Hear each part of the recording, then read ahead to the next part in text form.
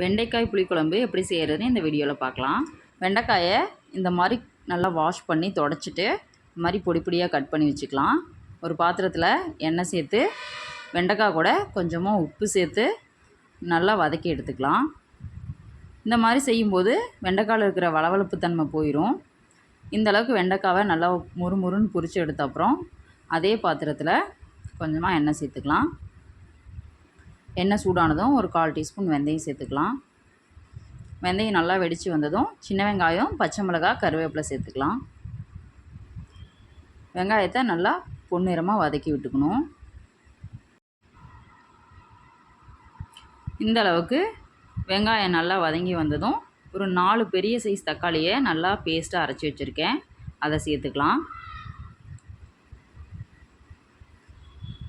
இது கூட குழம்புக்கு தேவையான அளவு உப்பு, ஒரு 1/4 டீஸ்பூன் மஞ்சள் தூள், 1 டீஸ்பூன் சாம்பார் தூள், 1 டீஸ்பூன் மல்லித்தூள் எல்லாத்தையும் சேர்த்து நல்லா கலந்து விட்டுடலாம்.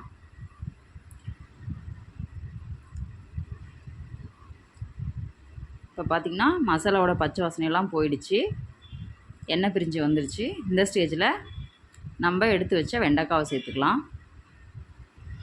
வெண்டைக்காவை சேர்த்து நல்லா கலந்து விட்டுருங்க. ஒரு 5 நிமிஷம் கொதிக்க வச்சுக்கலாம். அப்போ தான் அந்த மசாலாவோட எல்லாமே வெண்டைக்காயில் இறங்கும். இந்த ஸ்டேஜில் ஒரு எலுமிச்சம்பழம் அளவு புளியை கரைச்சி வச்சுருக்கேன், அதை இது கூட சேர்த்துக்கலாம். சேர்த்து நல்லா கலந்து விட்டு ஒரு மூடி போட்டு 10 நிமிஷம் நல்லா குக் பண்ணிக்கலாம். இப்போ பார்த்திங்கன்னா குழம்பு நல்லா கொதித்து எண்ணெய் பிரிஞ்சு வந்துருச்சு. இந்த ஸ்டேஜில் கொஞ்சமாக கொத்தமல்லி தழையை தூவி இறக்கிடலாம்.